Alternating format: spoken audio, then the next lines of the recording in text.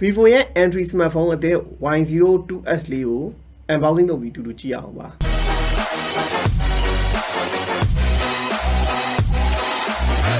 Y02S လေးပါ RAM 332GB version နဲ့လာပါတယ် screen size ကတော့ 6.51 inch IPS LCD ဝယ်သုံးပေးထားပြီးတော့ HD resolution ပဲကြည့်လို့ရမှာပါ battery 9000 mAh 10W charging ကောင်းပါဝင်ပါတယ် Y02S လေးပါ Y02S လေးရဲ့ဒါအသားနာတင်ပြင်လေးပါအရောင်ကာလာအနေနဲ့ကတော့သူက black ရယ် blue ရယ်ဆိုတော့အရောင်နှစ်မျိုးထွက်တာပေါ့နော်နောက်မှာတော့ပုံမှန်တိုင်းပဲဒီ plastic bag plastic frame နေနဲ့ပြုလုပ်ထားတယ်ဆိုပေမဲ့သူက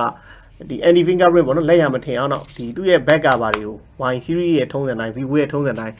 scrap ပေါ့နော်800အထင်ရတုံးတယုံမထင်အောင်အကျန်းခံအောင်ပြုလုပ်ပေးထားပါတယ်ဒါ back cover အနေထားဒီနောက်မှာတော့ကျွန်တော်တို့ camera band ကြီးကတော့ရှေ့ကထွက်ခဲ့တဲ့ဒါ Y16 တို့ဘာလို့ရဲ့ထုံးစံတိုင်းပေါ့နော် camera band နှလုံးကိုပြူးပြီးတော့ထည့်ပေးလိုက်တယ်အပေါ်က8 megapixel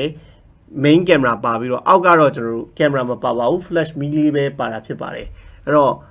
ဒီဇိုင်းသားနာတော့ထုံးစံတိုင်းပဲတော်တော်လှတယ်လို့ပြောလို့ရတယ်သူ9000 mAh battery ကိုဖုန်းကြီးကအရန်ထူတယ်လို့မခံစားအောင်ပေါ့နော်နောက်အနက်ရောင်ဖြစ်တာကြောင့်လည်းပါမှာပါနောက်ဒီကောင်မှာတော့ကျွန်တော် fingerprint ဘာညာမပါဘူး volume up down ရဲ့နောက်ဒီမှာ power button ပါမယ်နောက်အောက်ဘက်ချမ်းမှာတော့ကျွန်တော် speaker တစ်လုံးပါမယ်နောက် type C port ပါမယ် 3.5mm audio jack ရဲ့မိုက်ရပါပါမယ်ဒီဘက်ချမ်းကတော့လုံးဝ plain အလွတ်ကြီးပဲပေါ့နော် screen size ကတော့ 6.51 inch IPS LCD HD resolution ကိုကျွန်တော်တို့ကြည့်ရှုခံစားရမှာပန်ရှိုးနဲ့တော့မမျော်လင့်နဲ့ notch နဲ့ပဲလာမယ်ပေါ့ ViVO ရဲ့ထုံးစံတော့ဖွင့်ပြီးတော့ကျွန်တော်ဘာကြီးပါအောင်ထဲမှာကြည့်အောင်အဲ့တော့ကျွန်တော် IMEI ပါမယ်နောက်ဒီမဲ့ user guide ပါမယ်နောက် running cap ပါမယ်ပေါ့နော်ဒါကတော့ပါနေကြဟာတွေပဲနောက်အနေနဲ့ကတော့ကျွန်တော်တို့ fin injector ပါမယ် memory card size လို့ရလာတစ်ခါလေးကြည့်ပြပါမယ် type C ဂျိုပါပါမယ် 10W charging ကောင်းပါပါမယ်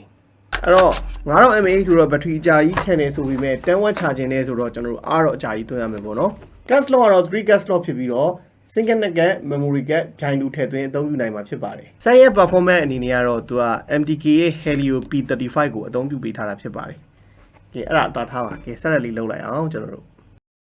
ပုံမှန် entry smartphone တွေရဲ့ထုံးစံတိုင်းကတော့ဘာရှိလဲဆိုတော့သူ့ LCD လေးကတော့ဒီတိုင်းကြည့်နေတဲ့အနေအထားတစ်ခုမှာတော့အလင်းမှိန်နေလို့ခံစားရတယ်။ဒါ brightness တော့မတင်ကြည့်ရသေးဘူးပေါ့နော်။ဒါဒီမယ်ဆိုရင်တော့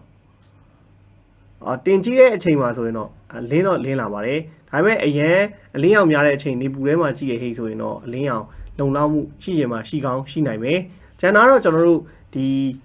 Y series ရဲ့ထုံးစံတိုင်းကတော့အားလုံးသိတဲ့အတိုင်းဒါ entry smartphone တွေဖြစ်တာနဲ့ဒီချင်းကြီးတွေ bezel ကြီးတွေကတော့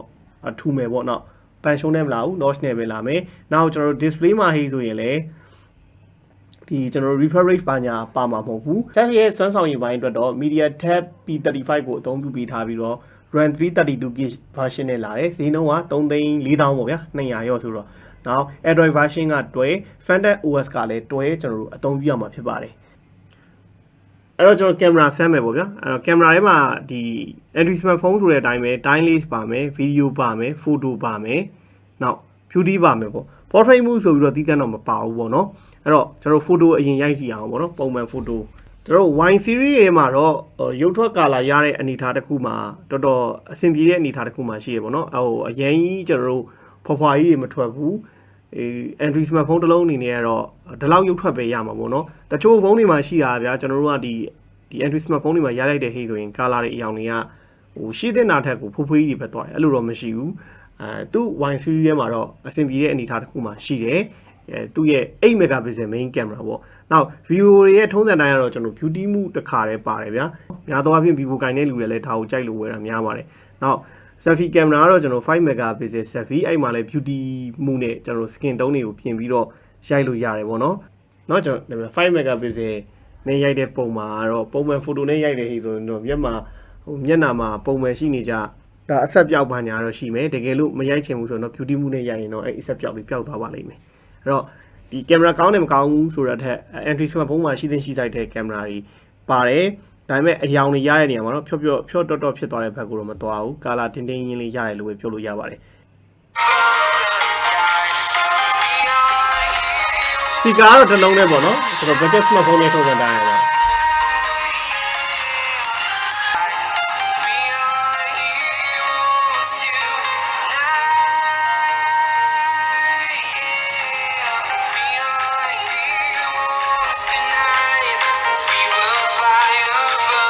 အဲ့တော့ကျွန်တော်တို့ဒါ Y02S လေးအတန်ထွက်လေးပါเนาะအတန်ကအရင်ကြီးမကျယ်ဘူးဆိုပေမဲ့ဟိုဘယ်လိုပြောမလဲအတန်လုံးလုံးလေးနဲ့နားထောင်လို့အဆင်ပြေရတဲ့အနေထားတစ်ခုရှိရပေါ့เนาะဒီအတန်ကြီးကွဲသွားတာဘာညာမရှိဘူးnormal ပေါ့เนาะပုံမှန်ပဲအရင်တိုးတဲ့ထဲမှာတော့မပါဘူးအရင်လည်းမကျယ်ဘူးပေါ့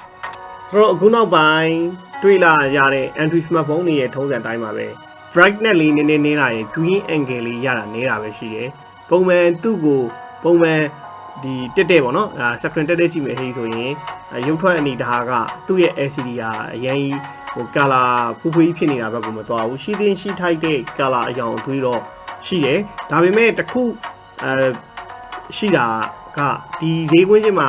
တွေ့နေကြ LCD ရဲ့ထုံးစံတိုင်း brightness ကတော့နည်းလို့ခံစားရတယ်ပေါ့နော်အလင်းပေါ့နော်အလင်းနည်းလို့ခံစားရတယ်နောက်တစ်ချက်အနေနဲ့ကတော့ထုံးစံတိုင်းရဲ့ IPS LCD 720p resolution ဖြစ်တဲ့အတွက်ကတော့တကယ်လို့ကတ်ကြည့်မယ်ဒေတာကြည့်မယ်ဟိဆိုရင်တော့ကျုပ်မှညာပါတော့ဖြစ်နိုင်တယ်ပေါ့နော်အဲ့ဒါပါပဲကျန်တာကတော့ okay တယ်အဲ့တော့အရောင်လေးဆက်ပြီးကြည့်လိုက်ပါအောင်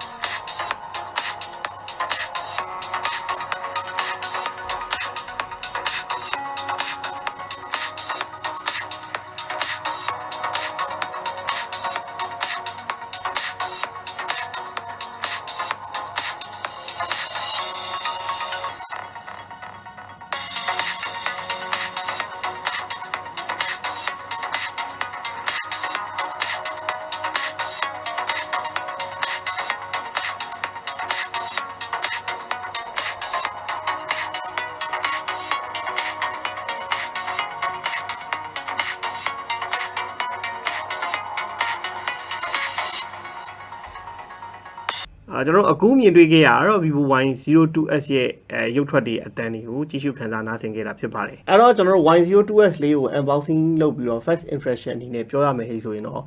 Android smartphone ထဲမှာ design လှလှ smart ကြတဲ့ဖုန်းတစ်လုံးအနေနဲ့ရှိတယ်ပါတဲ့ camera နောက် LCD ရုပ်ထွက်အတန်းတွေကတော့ဒီ Android smartphone ဈေးဝင်ချင်းမှာတွေ့နေကြအနေထားပိုင်းအရင်ဘာမှဟိုထူးခြားကျွန်တော်တို့ကောင်းတယ်မကောင်းပြောစရာမလိုတဲ့အနေအထားတစ်ခုမှရှိတယ်ဒါပေမဲ့ ViVO fan အနေနဲ့အတွက်ကတော့ကျွန်တော်တို့ဒီ scan phone တစ်လုံးအနေနဲ့သုံးချင်တာပဲဖြစ်ဖြစ် Google service တွေပါတယ်နဲ့ဟဲ့လားအပြည့်စုံပါတဲ့ဖုန်းတစ်လုံးကိုရှာနေတဲ့ဟိတ်ဆိုရင်တော့ဒီ Android smartphone ဈေးကွက်ထဲမှာ ViVO Y02S လေးလည်းဝင်ရောက်နေပါပြီလို့ပြောရင်းနဲ့ unboxing video လေးကိုဒီမှာတင်အဆုံးသတ်ပါမယ်အားလုံးဘိုင်ဘိုင်ပါခင်ဗျာ